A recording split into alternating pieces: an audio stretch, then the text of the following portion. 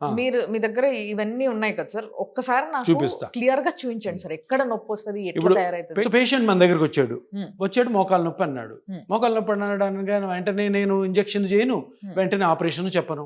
ఏం చేస్తాను, మోకాల్లో నొప్పి ఎందుకు వస్తుందో కనుక్కుంటాను. Yes. ఎట్లా కనుక్కుంటారు, ఒక స్కానింగ్ ఉంది, అల్ట్రాసౌండ్ మస్కులోస్కెలిటల్ డైనమిక్ స్కాన్ అని. ఆ Okay. స్కానింగ్ చేసి ఏం చూస్తాము అంటే, శివుడు తెలుసు కదా మీకు, హా, శివుడిని ఏమంటారు ఇంకో పేరు, బోలా శంకర్. బోలా శంకర్. ఎందుకంటారు, అమాయకుడు.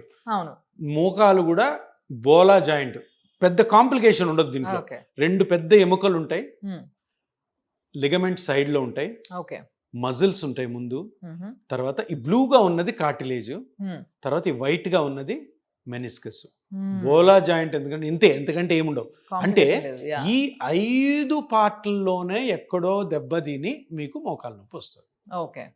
అర్థమైపోయిందా, ఏం లేదు. 2 Yeah. Bones, muscles, ligaments, meniscus తెల్లది, కార్టిలేజ్ బ్లూది. Yeah.